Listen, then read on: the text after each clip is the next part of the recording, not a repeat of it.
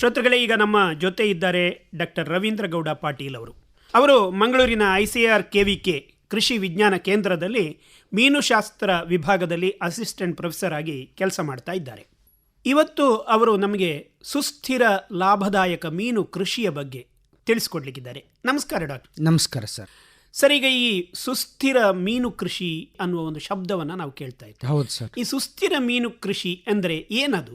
ಸುಸ್ಥಿರ ಮೀನು ಕೃಷಿ ಅಂದರೆ ಸರ್, ಈಗ ರೈತರಿಗೆ ಯಾವುದೇ ಥರದ ಒಂದು ಆರ್ಥಿಕವಾಗಿ ಹಾನಿ ಉಂಟು ಆಗಬಾರ್ದು.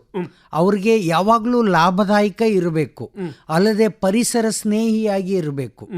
ಈ ಕೃಷಿ ಪದ್ಧತಿಗಳಿಗೆ ನಾವು ಸುಸ್ಥಿರ ಕೃಷಿ ಪದ್ಧತಿ ಅಂತ ಹೇಳ್ತೇವೆ ಸರ್.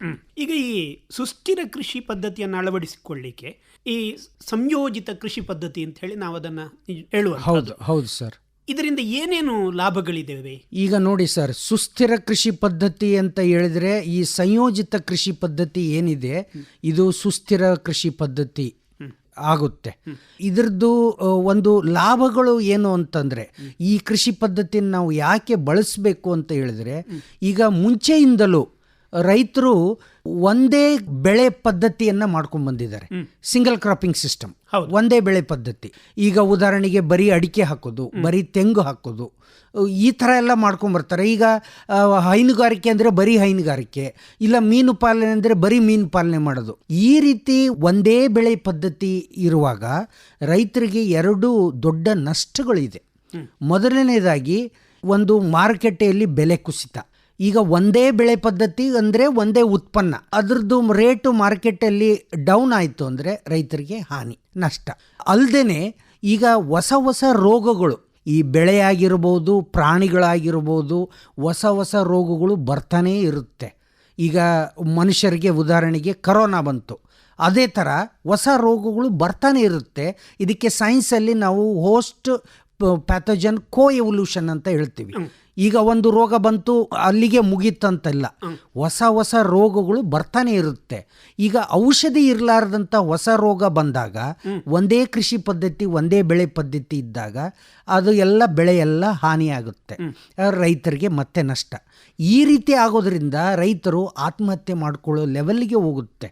ಹಾಗಾಗಿ ಈ ಸಂಯೋಜಿತ ಕೃಷಿ ಪದ್ಧತಿ ಇದೇ ನಮ್ಮ ದೇಶದ ಮತ್ತು ಇಡೀ ಜಗತ್ತಿನ ಭವಿಷ್ಯ. ರೈತರಿಗೆ ಸುಸ್ಥಿರವಾಗಿ ಯಾವಾಗಲೂ ಲಾಭದಾಯಕ ಇರಬೇಕು ಅಂತ ಹೇಳಿದ್ರೆ ಈ ಸಂಯೋಜಿತ ಕೃಷಿ ಪದ್ಧತಿನೇ ದಾರಿ. ಈ ಸಂಯೋಜಿತ ಕೃಷಿ ಪದ್ಧತಿ ಅಂತ ಹೇಳಿದ್ರಲ್ಲ, ಇದರಲ್ಲಿ ಸಂಯೋಜಿತ ಅಂತ ಒಂದು ಶಬ್ದ ಇದೆ. ಹೌದು ಸರ್. ಈ ಸಂಯೋಜನೆ ಅಂದ್ರೆ ಹೇಗೆ ಇದು ಮಾಡೋದು? ಸಂಯೋಜನೆ ಅಂದ್ರೆ ಏನು ಸರ್ ಅಂದ್ರೆ, ಇವಾಗ ಉದಾಹರಣೆಗೆ ಈಗ ನಾವು ರೈತರ ಜಮೀನು ಎಷ್ಟೇ ಇರಲಿ, ಉದಾಹರಣೆಗೆ 1 ಎಕರೆ ಇರ್ಬೋದು, 2 ಎಕರೆ ಇರ್ಬೋದು, 5 ಎಕರೆ ಇರ್ಬೋದು, ಇಲ್ಲ 10 ಎಕರೆ ಇರ್ಬೋದು. ಇದರಲ್ಲಿ ತಮ್ಮ ಜಮೀನಿನ 50% ಪ್ರದೇಶವನ್ನ ಸಸ್ಯ ಕೃಷಿಗೆ ಮೀಸಲಾಗಿಡಬೇಕು. ಇನ್ನೂ 50% ಪ್ರದೇಶವನ್ನ ಪ್ರಾಣಿ ಕೃಷಿಗೆ ಮೀಸಲಾಗಿಡಬೇಕು. ಈಗ ಸಸ್ಯ ಕೃಷಿಯಲ್ಲೂ ಕೂಡ ಒಂದೇ ಬೆಳೆ ಇಲ್ಲ, ಹಲವಾರು ಬೆಳೆಗಳು. ಉದಾಹರಣೆಗೆ ಒಂದಿಷ್ಟು ಜಾಗದಲ್ಲಿ ಅರಣ್ಯ ಕೃಷಿ, ಈ ಸಾಗವಾನಿ, ಹೊನ್ನೆ, ಮತ್ತೆ ಬೀಟೆ, ಶ್ರೀಗಂಧ, ರಕ್ತಚಂದನ, ಹೆಬ್ಬೇವು, ಬೇವು, ಈ ಥರ ಬೆಳೆಗಳನ್ನು ಬೆಳೆಯೋದು. ನೆಕ್ಸ್ಟ್ ಇನ್ನೂ ಸ್ವಲ್ಪ ಪ್ರದೇಶದಲ್ಲಿ ರೋಗ ಕಡಿಮೆ ಇರತಕ್ಕಂಥ ಒಂದು ಹಣ್ಣಿನ ಗಿಡಗಳನ್ನು ಬೆಳೆಯತಕ್ಕಂಥದ್ದು. ಈಗ ಉದಾಹರಣೆಗೆ ಮಾವು, ಹಲಸು, ಸಪೋಟ, ಆಮೇಲೆ ಪೇರ್ಲ, ಇದು ಒಂದು ಹಣ್ಣಿನ ಗಿಡಗಳು. ಅಲ್ಲದೆ ಒಂದು ಬಾಳೆಹಣ್ಣನ್ನು ಬರುತ್ತೆ. ಇದರಲ್ಲಿ ಒಂದಿಷ್ಟು ತರಕಾರಿ, ಮಾರುಕಟ್ಟೆಯಲ್ಲಿ ಯಾವಾಗಲೂ ಒಂದೇ ಬೆಲೆ ಇರತಕ್ಕಂಥದ್ದು. ಈಗ ಉದಾಹರಣೆಗೆ ಈರುಳ್ಳಿ ಅಲ್ಲ, ಟೊಮೆಟೊ ಅಲ್ಲ, ಒಂದು ಸರ್ತಿ ರೇಟ್ ಹೆಚ್ಚಾಗುತ್ತೆ, ಒಂದು ಸರ್ತಿ ಏನೂ ಇರೋದಿಲ್ಲ. ಇದು ಬೇಡ. ಈ ಥರದ್ದು ಒಂದು ತರಕಾರಿ. ಆಮೇಲೆ ಒಂದಿಷ್ಟು ಹೂವಿನ ಗಿಡಗಳು, ರೋಗ ಬಾಧೆ ಕಡಿಮೆ ಇರತಕ್ಕಂಥದ್ದು. ಈ ಮೇರಿಗೋಲ್ಡ್, ಚೆಂಡು ಹೂವು ಅಂತ ಹೇಳ್ತೀವಿ, ಸೇವಂತಿಗೆ ಅಂತ ಹೇಳ್ತೀವಿ, ಬಟನ್ ರೋಸ್ ಅಂತ ಹೇಳ್ತೀವಿ. ಇದು ಸಸ್ಯ ಕೃಷಿಯಲ್ಲಿ ಮತ್ತೆ ಹಲವಾರು ಉತ್ಪನ್ನಗಳು ಬಂದವು. ಇದೇ ರೀತಿ ಪ್ರಾಣಿ ಕೃಷಿಯಲ್ಲಿ ಒಂದಿಷ್ಟು ಪ್ರದೇಶದಲ್ಲಿ ಮೀನು ಪಾಲನೆ, ಒಂದಿಷ್ಟು ಪ್ರದೇಶದಲ್ಲಿ ಹೈನುಗಾರಿಕೆ, ಒಂದಿಷ್ಟು ಪ್ರದೇಶದಲ್ಲಿ ಕೋಳಿ ಸಾಕಣೆ, ಒಂದಿಷ್ಟು ಪ್ರದೇಶದಲ್ಲಿ ಕುರಿ ಮೇಕೆ ಸಾಕಣೆ, ಎಲ್ಲ ಸ್ವಲ್ಪನೇ. ಆದರೆ ಅದನ್ನು ಒಂದು ಪ್ಲ್ಯಾನಿಂಗ್ ಮಾಡಿಕೊಂಡು ಎಲ್ಲನೂ ಒಟ್ಟಿಗೆ ಮಾಡ್ತಕ್ಕದ್ದಲ್ಲ. ಒಂದೊಂದು ಟೈಮಲ್ಲಿ, ಒಂದೊಂದು ಸಮಯದಲ್ಲಿ ಒಂದೊಂದು ಕೃಷಿಯನ್ನು ನಾವು ಇಂಟ್ರೊಡ್ಯೂಸ್ ಮಾಡಬೇಕು. ಆಮೇಲೆ ಅದರ ಕಟಾವು ಮಾಡೋದು ಸಹಿತ ಪ್ಲ್ಯಾನಿಂಗ್ ಮಾಡಿಕೊಂಡು ಒಂದು ತಿಂಗಳ ಒಂದರದ್ದು ಕಟಾವು, ಇನ್ನೊಂದು ತಿಂಗಳ ಇನ್ನೊಂದರದ್ದು ಕಟಾವು, ಆ ರೀತಿ ಒಂದು ಸಮಯವನ್ನು ನಿಭಾಯಿಸಬೇಕು. ಈ ರೀತಿ ಮಾಡಿಕೊಂಡಾಗ ಏನಾಗುತ್ತೆ, ಸಸ್ಯ ಕೃಷಿಯಲ್ಲಿ 10 ಹಲವಾರು ಉತ್ಪನ್ನಗಳು, ಪ್ರಾಣಿ ಕೃಷಿಯಲ್ಲೂ 10 ಹಲವಾರು ಉತ್ಪನ್ನಗಳು ಇರೋದರಿಂದ ಒಂದು ಉತ್ಪನ್ನದಲ್ಲಿ ಬೆಲೆ ಕುಸಿತ ಆದರೂ ಸಹಿತ ರೈತರಿಗೆ ಬೇರೆ ಉತ್ಪನ್ನಗಳಿಂದ ಲಾಭ ಸಿಗುತ್ತೆ. ಇದು ಮೊದಲನೇ ಲಾಭ. ಎರಡನೇ ಲಾಭ ಏನಂದರೆ ಹೊಸ ರೋಗ ಬಂದು ಒಂದು ಬೆಳೆ ಒಂದು ಉತ್ಪನ್ನ ನಷ್ಟವಾದರೂ ಸಹಿತ ರೈತರಿಗೆ ಬೇರೆ ಉತ್ಪನ್ನಗಳಿಂದ ರೈತರಿಗೆ ಲಾಭ ಸಿಗುತ್ತೆ. ಅಲ್ಲದೆ ಈ ಸಂಯೋಜಿತ ಕೃಷಿ ಪದ್ಧತಿಯಲ್ಲಿ ತ್ಯಾಜ್ಯ ವಸ್ತು ಏನಿದೆ, ತ್ಯಾಜ್ಯ ಅನ್ನೋದೇ ಇರೋದಿಲ್ಲ. ರೈತರ ಜಮೀನಿನಲ್ಲಿ ತ್ಯಾಜ್ಯ ಅನ್ನೋದೇ ಇರೋದಿಲ್ಲ. ಒಂದು ಬೆಳೆ ಪದ್ಧತಿಯ ತ್ಯಾಜ್ಯ, ಉದಾಹರಣೆಗೆ ಬೆಳೆ ಬೆಳಿತೀವಿ, ಬೆಳೆ ಬಂದದ್ದು ಕಾಳುಗಳನ್ನೆಲ್ಲ ನಾವು ಕಟಾವು ಮಾಡ್ಕೊತೀವಿ. ದಂಟು ಬಂದದ್ದು ಈಗ ಹಸುಗಳಿಗೆ, ಕುರಿ ಮೇಕೆಗಳಿಗೆ ಮೇವು, ಅದು ಒಂದು ಆಹಾರ. ಈ ಬೆಳೆಯ ತ್ಯಾಜ್ಯ ಪ್ರಾಣಿಗಳಿಗೆ ಒಂದು ಆಹಾರ. ಈ ಒಂದು ತ್ಯಾಜ್ಯ ಪ್ರಾಣಿಗಳಿಗೆ ಆಹಾರವಾಗಿ ಅದರಿಂದ ಹಾಲು ಹಾಗೂ ಮಾಂಸವಾಗಿ ಪರಿವರ್ತನೆ ಆಯಿತು. ಅದೇ ಥರ ಹಸುಗಳು ಮತ್ತು ಕುರಿ ಮೇಕೆಗಳಿಂದ ಬರ್ತಕ್ಕಂಥ ಸಗಣಿ ಏನಿದೆ ಮತ್ತು ಗಂಜಲ ಏನಿದೆ ಅದು ಬೆಳೆಗೆ ಗೊಬ್ಬರ.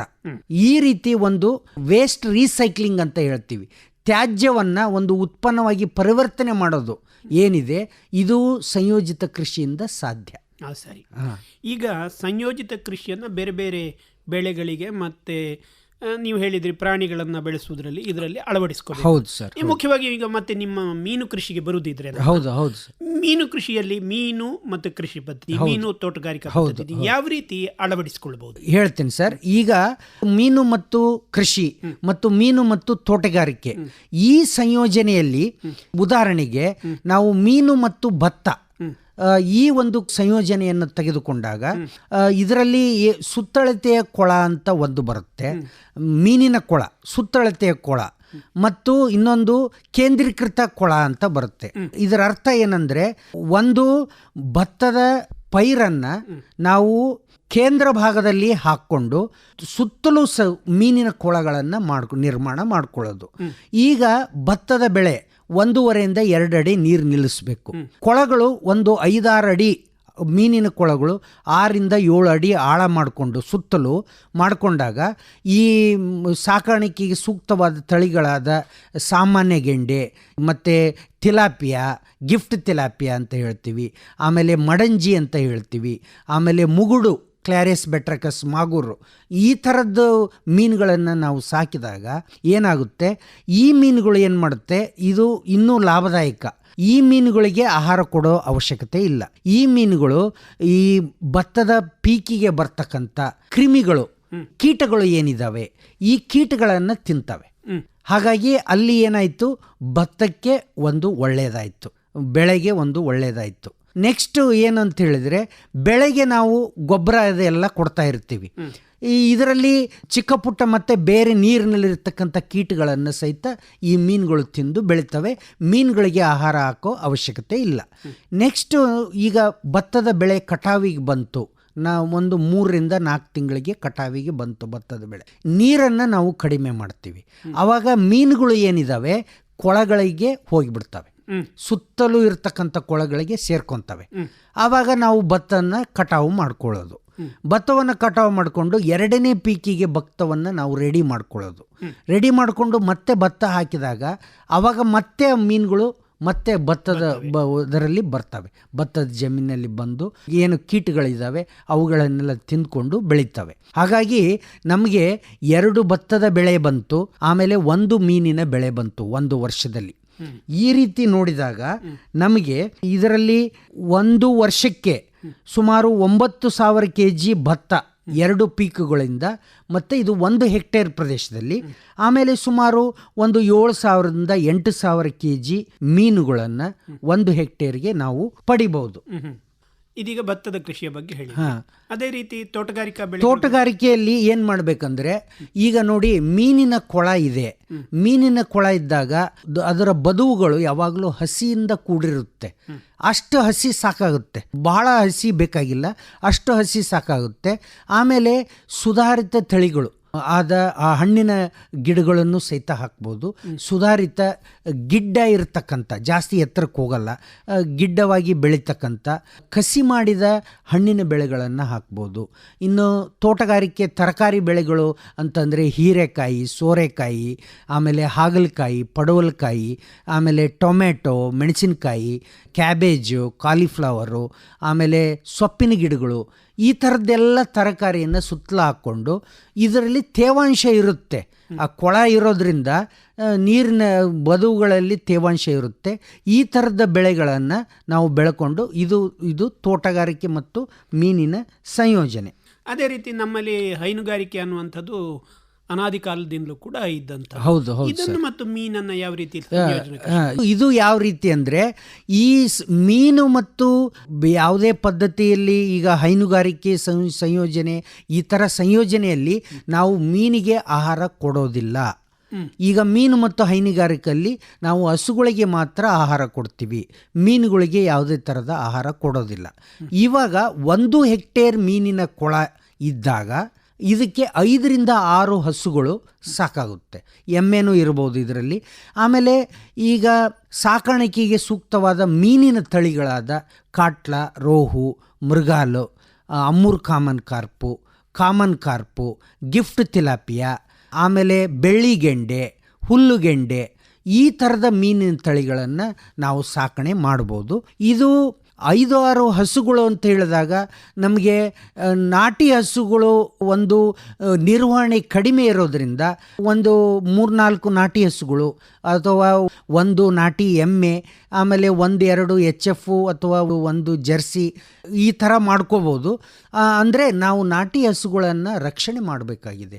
ಹಾಗಾಗಿ ಆದಷ್ಟು ಸಾಧ್ಯವಾದ ಮಟ್ಟಿಗೆ ನಾಟಿ ಹಸುವನ್ನು ನಾವು ಪಾಲನೆ ಮಾಡಬೇಕು. ಆಮೇಲೆ ನಾಟಿ ಹಸುವಿನ ಹಾಲಿನಲ್ಲಿ ಪೋಷಕಾಂಶಗಳ ಪ್ರಮಾಣ ಜಾಸ್ತಿ ಇದೆ. ಹಾಗಾಗಿ ಈ ನಾಟಿ ಹಸುಗಳ ತಳಿಗಳಾದ ಮಲ್ನಾಡ್ ಗಿಡ್ಡ, ಅಮೃತ ಮಹಲ್ಲು, ಆಮೇಲೆ ಕಿಲಾರಿ, ಆಮೇಲೆ ಹಳ್ಳಿಕಾರು, ದೇವಣಿ, ಈ ಥರದ ತಳಿಗಳನ್ನು ನಾವು ಪಾಲನೆ ಮಾಡ್ಬೋದು. ಆಮೇಲೆ ಈ ಹಸುಗಳಿಗೆ ಮೇವು ಹಾಕಿ ಹಸುಗಳಿಂದ ಬರ್ತಕ್ಕಂಥ ಸಗಣಿ ಮತ್ತು ಗಂಜಲು ಏನಿದೆ, 5-6 ಹಸು ಮತ್ತು ಎಮ್ಮೆ, ಇದರಿಂದ ಬರ್ತಕ್ಕಂಥ ಗಂಜಲನ್ನು ಈ 1 ಹೆಕ್ಟೇರ್ ಪ್ರದೇಶದಲ್ಲಿ ಮೀನಿನ ಕೊಳಕ್ಕೆ ನಾವು ಕೆಸರು ಥರ ಮಾಡಿ ಸ್ಲರಿ ಮಾಡಿ ಹಾಕಿದಾಗ ಈ ಸಗಣಿ ಕೊಳೆತು 1 ವಾರದಲ್ಲಿ ಗೊಬ್ಬರ ಆಗಿ ಸೂಕ್ಷ್ಮ ಜೀವಿ ಹುಟ್ಟುತ್ತೆ. ಇವು ನಮ್ಮ ಕಣ್ಣಿಗೆ ಕಾಣಿಸೋದಿಲ್ಲ. ಇದು ಸೂಕ್ಷ್ಮ ಸಸ್ಯಜೀವಿ ಅಂತ ಹೇಳ್ತೀವಿ, ಸೂಕ್ಷ್ಮ ಪ್ರಾಣಿ ಜೀವಿ ಅಂತ ಹೇಳ್ತೀವಿ. ಇದು ಬೆಳೆಯೋದ್ರಿಂದ ಈಗ ನಾನು ಹೇಳಿದ ತಳಿಗಳು, ಮೀನಿನ ತಳಿಗಳು, ಚಿಕ್ಕ ಮೀನಿಂದ ಹಿಡಿದು ದೊಡ್ಡ ಮೀನು, ಈ ಸೂಕ್ಷ್ಮ ಜೀವಿಗಳನ್ನು ಫಿಲ್ಟರ್ ಮಾಡಿ ತಿಂದು ಬೆಳಿತವೆ. ಹಾಗಾಗಿ ಇದು 1 ಹೆಕ್ಟೇರ್ ಪ್ರದೇಶದ ಮೀನಿನ ಕೊಳಕ್ಕೆ. ಈ ರೀತಿ ಮಾಡೋದ್ರಿಂದ ವರ್ಷಕ್ಕೆ ಒಂದು ಮೀನಿನ ಬೆಳೆ ಸುಮಾರು 8,000ದಿಂದ 7,000 ಟನ್, 7,000 kg ಮೀನಿನ ಇಳುವರಿ ಬರುತ್ತೆ. ಅಲ್ಲದೆ ವರ್ಷಕ್ಕೆ 9,000 ಲೀಟರ್ ಹಾಲು ಬರುತ್ತೆ. ಇದು ಒಂದು ಮೀನು ಮತ್ತು ಹೈನುಗಾರಿಕೆ ಸಂಯೋಜನೆ. ಅದೇ ರೀತಿ ಕೋಳಿಯನ್ನು ಕೂಡ ಮೀನಿನ ಜೊತೆ ಸಂಯೋಜನೆ ಮಾಡ್ಬೋದು, ಕೋಳಿ ಸಾಕಣೆ. ಹೌದು ಸರ್, ಮಾಡ್ಬೋದು. ಈ ಮೀನು ಮತ್ತು ಕೋಳಿ ಸಂಯೋಜನೆಯಲ್ಲಿ ಈಗ ಒಂದು ಹಳೆಯ ಪದ್ಧತಿ ಇದೆ. ಅದರಲ್ಲಿ ಏನು ಮಾಡ್ತೀವಿ ಅಂದರೆ, ನಾವು ಕೋಳಿಯ ಶೆಡ್ ಏನಿದೆ, ಕೋಳಿಯ ಪಂಜರ, ಅದನ್ನು ನಾವು ಮೀನಿನ ಕೊಳದ ಮೇಲೆ ನಿರ್ಮಾಣ ಮಾಡುವಂಥದ್ದು. ಆಮೇಲೆ ಆ ಪಂಜರದ ತಳಭಾಗದಲ್ಲಿ ಮೆಶ್ ಇರುತ್ತೆ. ಹಾಗಾಗಿ ಕೋಳಿ ಹಿಕ್ಕೆ ಹಾಕಿದಾಗ, ಸಗಣಿ ಹಾಕಿದಾಗ ಅದು ನೇರವಾಗಿ ಮೀನಿನ ಕೊಳದಲ್ಲಿ ಬೀಳುತ್ತೆ. ಹಾಗಾಗಿ ಕೋಳಿಯ ಸಗಣಿಯನ್ನು ಬಳೆದು ಅದನ್ನು ಮೀನಿನ ಕೊಳಕ್ಕೆ ಹಾಕುವಂತಹ ಒಂದು ಪ್ರಮೇಯ ಇರೋದಿಲ್ಲ. ಆದರೆ ಈ ಪದ್ಧತಿಯಲ್ಲಿ ಸುಮಾರು ತೊಂದರೆಗಳಿದೆ. ಏನು ಅಂತಂದರೆ, ಈಗ ಉದಾಹರಣೆಗೆ ಆ ಪಂಜರದ ಕಾಲುಗಳು ಏನಿದೆ ಅದು ಯಾವಾಗಲೂ ನೀರಿನಲ್ಲಿ ಇರೋದ್ರಿಂದ ಕಟ್ಟಿಗೆ ಆದರೆ ಅದು ಕೊಳೆತು ಹೋಗುತ್ತೆ, ಕಬ್ಬಿಣ ಆದರೆ ಅದು ತುಕ್ಕು ಹಿಡಿದು ಹಾಳಾಗುತ್ತೆ. ಪದೇ ಅದನ್ನು ನಾವು ಬದಲಾವಣೆ ಮಾಡ್ತಾ ಇರಬೇಕು.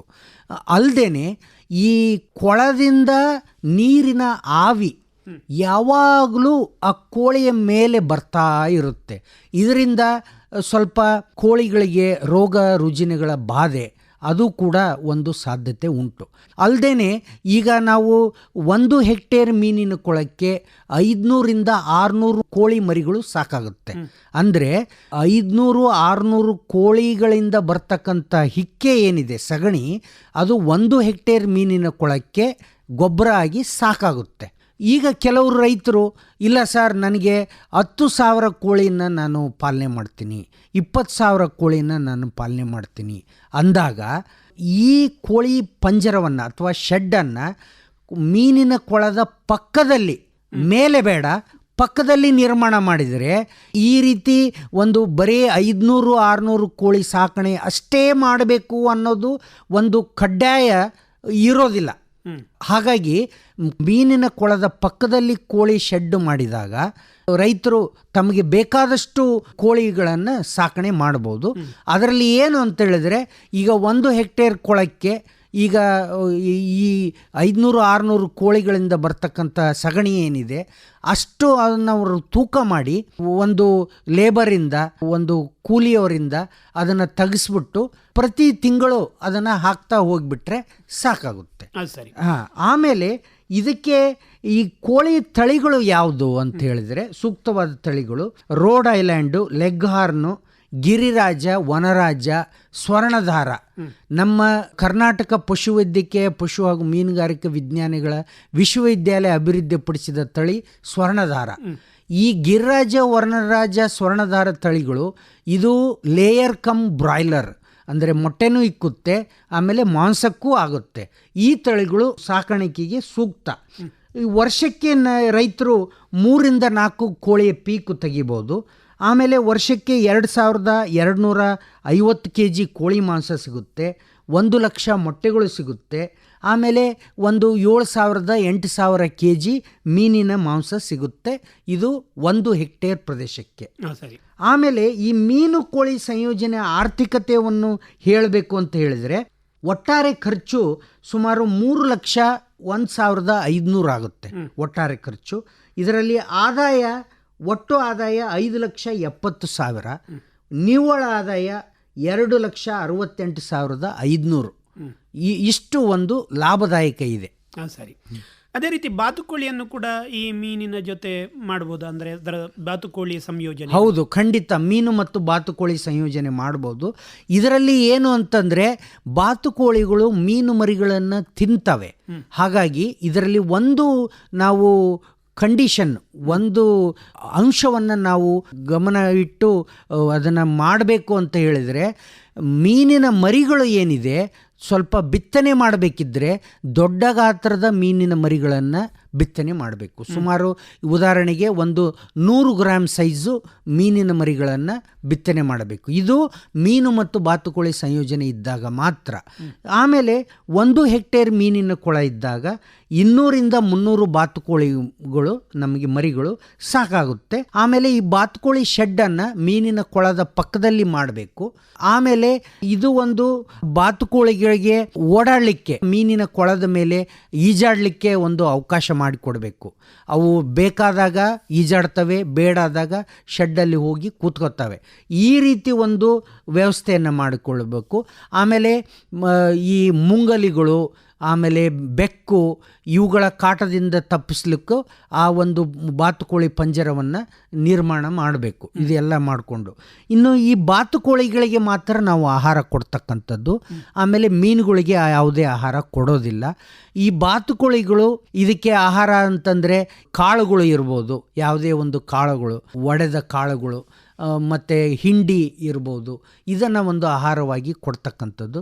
ಇದರ ಜೊತೆಗೆ ಈ ಬಾತುಕೋಳಿಗಳು ಮೀನುಗಳಿಗೆ ಹಾನಿಯನ್ನು ಮಾಡ್ತಕ್ಕಂಥ ದೊಡ್ಡ ಕೀಟಗಳು ಏನಿದೆ, ಈ ಕೀಟಗಳನ್ನು ಸಹಿತ ಈ ಬಾತುಕೋಳಿಗಳು ತಿಂತವೆ. ಇದರಿಂದ ಇದು ಒಂದು ಲಾಭ. ಅಲ್ಲದೆ ಬಾತುಕೋಳಿಗಳು ಈಜಾಡ್ತಾ ಹೋಗ್ತಾವಲ್ಲ, ಕಾಲನ್ನು ಮೇಲೆ ಕೆಳಗೆ ಮೇಲೆ ಕಡೆ ಬಡಿಯೋದ್ರಿಂದ ನೀರಿನ ಮೇಲೆ ಅದು ಒಂದು ವೈಬ್ರೇಷನ್ ಅಂತ ಆಗುತ್ತೆ. ನೀರಿನ ಸರ್ಫೇಸ್, ಮೇಲ್ಮೈ ಏನಿದೆ ಅದು ಜಾಸ್ತಿ ಆದಾಗ ಗಾಳಿ ಏನಿದೆ ನೀರಿನಲ್ಲಿ ಸೇರುತ್ತೆ. ಹಾಗಾಗಿ ಮೀನುಗಳಿಗೆ ಆಮ್ಲಜನಕ ಜಾಸ್ತಿ ಸಿಗುತ್ತೆ. ಈ ರೀತಿ ಮಾಡೋದ್ರಿಂದ ಇದು ಒಂದಕ್ಕೊಂದು ಪೂರಕವಾದ ಲಾಭಗಳು ಇದು. ಅದು ಸರಿ.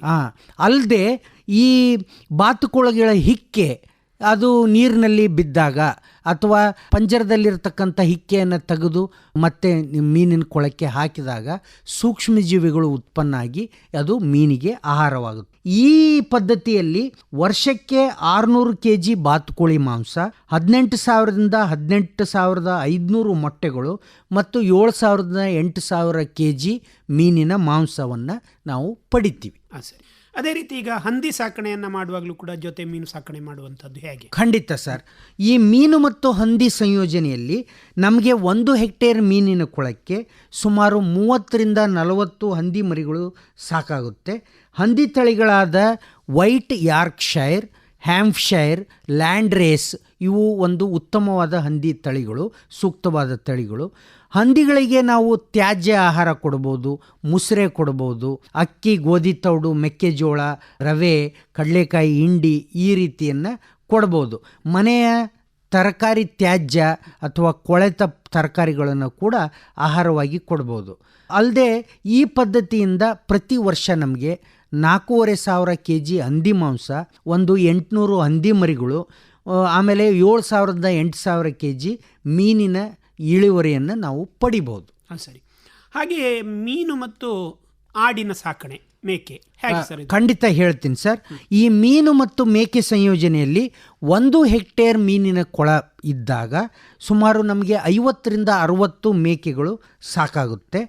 ಅಲ್ಲದೆ ಈ ಮೇಕೆಗಳ ತಳಿಗಳು ಯಾವುದು ಅಂತ ಹೇಳಿದ್ರೆ ಜಮನಾಪರಿ, ಬೀತಲ್, ಬರ್ಬಾರಿ, ಬೆಂಗಾಲ್, ಸಿರಿಹಿ, ಡೆಕ್ಕಾನಿ ಇವು ಸೂಕ್ತವಾದ ತಳಿಗಳು. ಮತ್ತು ಇವುಗಳಿಗೆ ಆಹಾರಕ್ಕಾಗಿ ನಾವು ಈ ಬರ್ಸಿಮಾ, ನೇಪಿಯರ್ ಹುಲ್ಲು, ಕೌಪಿ, ಸೋಯಾಬೀನ್, ಮಲ್ಬೆರಿ ಅಂತ ಇತ್ಯಾದಿ ಮೇವಿನ ಬೆಳೆಗಳನ್ನು ಈ ಕೊಳದ ಸುತ್ತಲೂ ನಾವು ಬೆಳಿಬಹುದು. ಅಲ್ಲದೆ ಈಗ ಈ ಸಂಯೋಜನೆಯಿಂದ ನಮಗೆ ಪ್ರತಿ ವರ್ಷಕ್ಕೆ 14,000 ಲೀಟರ್ ಮೇಕೆ ಹಾಲು, ಆಮೇಲೆ 1,200 kg ಮೇಕೆ ಮಾಂಸ, ಆಮೇಲೆ 60 ಮೇಕೆ ಮರಿಗಳು, ಆಮೇಲೆ 7,000ದಿಂದ 8,000 kg ಮೀನಿನ ಮಾಂಸವನ್ನು ನಾವು ಪಡಿಬಹುದು ಸರ್.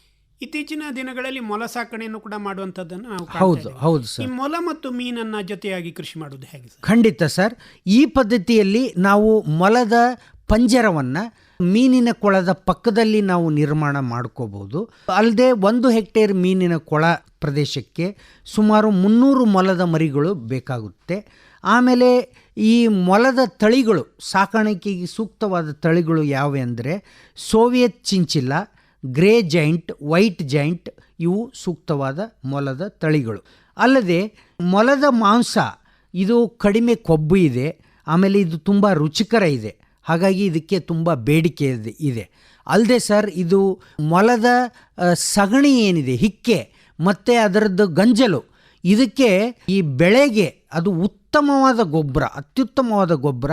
ಇದಕ್ಕೆ ತುಂಬ ಬೇಡಿಕೆ ಇದೆ. ಅದು ಅಲ್ಲದೆ ಈ ಪಟ್ಟಣ ಪ್ರದೇಶಗಳಲ್ಲಿ ಈ ಬಾಲ್ಕನಿಯಲ್ಲಿ, ಟೆರೇಸಲ್ಲಿ ಈ ಗಿಡಗಳನ್ನೆಲ್ಲ ಹಾಕ್ಕೊತಾರೆ. ಶೋ ಪ್ಲ್ಯಾಂಟ್ಸ್ ಇರ್ಬೋದು, ತರಕಾರಿ ಇರ್ಬೋದು, ಹಾಕ್ಕೊತಾರೆ ಪಟ್ಟಣ ಪ್ರದೇಶಗಳಲ್ಲಿ. ಇವರಿಗೆಲ್ಲ ರೈತರು ಈ ಮೊಲದ ಸಗಣಿ ಮತ್ತು ಗಂಜಲನ್ನು KG ಲೆಕ್ಕದಲ್ಲಿ ಇದನ್ನು ಮಾರಾಟ ಮಾಡಿದರೆ ತುಂಬ ಲಾಭದಾಯಕ ಆಗುತ್ತೆ. ಅಲ್ಲದೆ ಈ ಸಂಯೋಜನೆಯಲ್ಲಿ ವರ್ಷಕ್ಕೆ 1,500 ಮೊಲದ ಮಾಂಸ, 2,000 ಮೊಲದ ಮರಿಗಳು, ಆಮೇಲೆ ಒಂದು 7,000ದಿಂದ 8,000 kg ಮೀನಿನ ಇಳುವರಿಯನ್ನು ಪಡಿಬೋದು ಸರ್. ಹಾಗಿದ್ರೆ ಒಟ್ಟಾರೆಯಾಗಿ ಹೇಳೋದಿದ್ರೆ ಈ ಸಂಯೋಜಿತ ಕೃಷಿ ಅನ್ನುವಂಥದ್ದು ಯಾವ ರೀತಿಯಲ್ಲಿ ರೈತರು ಮಾಡಿಕೊಂಡು ಬದುಕಬಹುದು ಅನ್ನೋದು? ಖಂಡಿತ ಸರ್. ಈಗ ನಾನು ಮುಂಚೆಯೇ ಹೇಳಿದ ಹಾಗೆ ಸಂಯೋಜಿತ ಕೃಷಿ ಪದ್ಧತಿಯಲ್ಲಿ ಏನಿದೆ ಅಂದರೆ ಒಂದು 3-4 ಕೃಷಿ ಉತ್ಪನ್ನಗಳು ಇರ್ಬೋದು, ಅಥವಾ 3-4 ಪ್ರಾಣಿಯ ಉತ್ಪನ್ನಗಳು ಇರ್ಬೋದು. ಈ ರೀತಿಯಿಂದ ಏನಾಗುತ್ತೆ, ರೈತರಿಗೆ ಒಂದು ಉತ್ಪನ್ನದಲ್ಲಿ ಮಾರುಕಟ್ಟೆಯಲ್ಲಿ ಬೆಲೆ ಕುಸಿತ ಆದರೂ ಬೇರೆ ಉತ್ಪನ್ನಗಳಿಂದ ಲಾಭ ಆಗುತ್ತೆ. ಅಲ್ಲದೆ ಔಷಧಿ ಇರಲಾರದೆ ಹೊಸ ರೋಗಗಳು ಬಂದಾಗ ಒಂದು ಉತ್ಪನ್ನ ತುಂಬ ಹಾನಿ ಆಯಿತು, ರೈತರಿಗೆ ನಷ್ಟ ಆದರೂ ಸಹಿತ ಬೇರೆ ಉತ್ಪನ್ನಗಳಿಂದ ರೈತರಿಗೆ ಲಾಭ ಆಗುತ್ತೆ. ಅಲ್ಲದೆ ಈ ಒಂದು ಸಂಯೋಜಿತ ಕೃಷಿ ಪದ್ಧತಿಯಲ್ಲಿ ಸಸ್ಯಗಳಿಗೆ ಬರೋ ರೋಗಗಳು ಪ್ರಾಣಿಗೆ ಬರೋದಿಲ್ಲ, ಪ್ರಾಣಿಗಳಿಗೆ ಬರೋ ರೋಗಗಳು ಸಸ್ಯಗಳಿಗೆ ಬರೋದಿಲ್ಲ. ಆಮೇಲೆ ಮೀನಿಗೆ ಬರೋ ರೋಗ ಹಸುಗಳಿಗೆ ಬರೋಲ್ಲ, ಹಸುಗಳಿಗೆ ಬರೋ ರೋಗ ಮೀನಿಗೆ ಬರೋದಿಲ್ಲ. ಈ ರೀತಿ ಈ ಒಂದು ಸಂಯೋಜಿತ ಪದ್ಧತಿಯಿಂದ, ಸಂಯೋಜಿತ ಮೀನು ಪಾಲನೆಯಿಂದ ರೈತರು ಸುಸ್ಥಿರವಾದ ಲಾಭವನ್ನು, ನಿರಂತರವಾಗಿ ಲಾಭವನ್ನು ಪಡೆದುಕೊಳ್ಬೇಕಾಗಿದೆ ಸರ್. ಒಳ್ಳೆಯದು ಡಾಕ್ಟರ್ ರವೀಂದ್ರಗೌಡ ಪಾಟೀಲ್ ಅವರೇ. ಮುಖ್ಯವಾಗಿ ಈ ಸಂಯೋಜಿತ ಕೃಷಿ ಪದ್ಧತಿಯನ್ನು, ಅದರಲ್ಲಿಯೂ ಕೂಡ ಮೀನಿನ ಜೊತೆ ಯಾವ್ಯಾವ ಸಂಯೋಜನೆಯನ್ನು ಮಾಡ್ಕೋಬಹುದು ಮತ್ತು ರೈತರು ಲಾಭವನ್ನು ಪಡಿಬಹುದು ಅನ್ನೋದರ ಬಗ್ಗೆ ಮಾಹಿತಿಯನ್ನು ಕೊಟ್ಟಿದ್ದೀರಿ ಸರ್. ಧನ್ಯವಾದಗಳು ಸರ್. ಧನ್ಯವಾದಗಳು ಸರ್. ನಮಸ್ಕಾರ.